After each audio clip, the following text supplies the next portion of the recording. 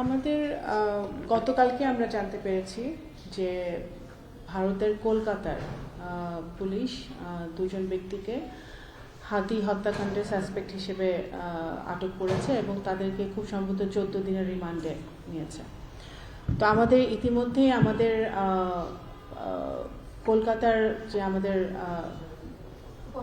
উপহাই commission আছে তারা যোগাযোগ করে আমরা ভারতের কাছ থেকে কনসুলার অ্যাক্সেস আমরা চেয়েছি, যাতে কারণ আমাদের কাছে যা তথ্য আছে সেই তথ্যটা এখন পর্যন্ত যথেষ্ট নয়। তো এই সম্পূর্ণ তথ্য পাওয়া পর্যন্ত আমাদের কিছুক্ষণ অপেক্ষা করতে হবে।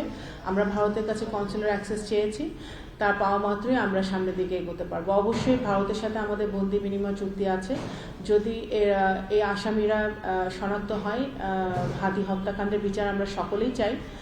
যখন হাতি হত্যাকাণ্ড হয়েছিল তখনও আমরা সে বিচার চেয়েছিলাম এবং তখনও ভারতে পালিয়ে গেছেন বলে আমরা একটা কথা তখনও আপনাদের মিডিয়ার মাধ্যমে আমরা শুনেছিলাম।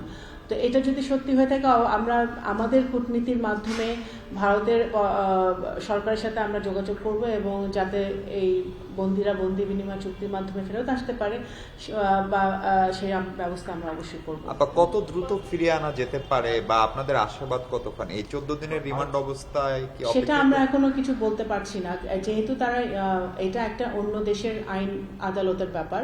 তো যেহেতু মাত্র এই ঘটনাটা ঘটেছে, আমরা কূটনীতির মাধ্যমে চেষ্টা করছি। কনসুলার অ্যাক্সেস আমরা চেয়েছি, আমার রুলস অফ প্রসিজার আমাদের ফলো করতে হবে।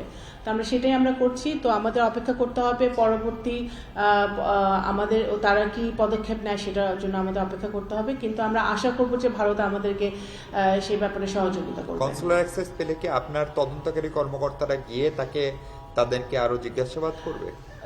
কনসুলার অ্যাক্সেস পেলে আমাদের রুলস অ্যান্ড রেগুলেশনস অনুযায়ী আমাদের কর্মকর্তারা অবশ্যই তাদের বন্দীদের সাথে তাদের পরিচয় আরও শনাক্ত করতে পারবে, যাচাই করতে পারবে এবং সত্যতা যাচাই করে আমাদের পরবর্তী পদক্ষেপ তখন আমরা নিতে পারবো। সরকারের সাথে কোনো যোগাযোগ হয়েছে ইন্ডিয়ান গভর্নমেন্টের সাথে এই বিষয়ে? যেভাবে কলকাতার সাথে তো আমাদের যোগাযোগ হয়েছে, তো সেইভাবে যোগাযোগ হচ্ছে। গতকালকে রাত্রে থেকে কনসুলার অ্যাক্সেস চাওয়া হয়েছে, আজকে তো একদিন পেরিয়ে গেল, এর মধ্যে কলকাতা বা দিল্লির পক্ষ থেকে কোনো উত্তর এসেছে কিনা?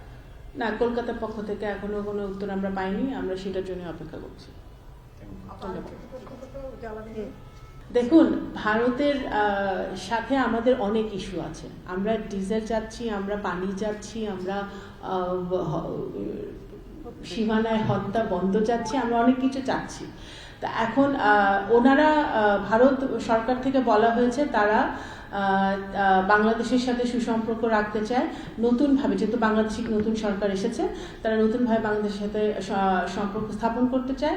একটা মিউচুয়াল রেসপেক্টের মাধ্যমে তারা সামনের দিকে এগিয়ে যেতে চায়।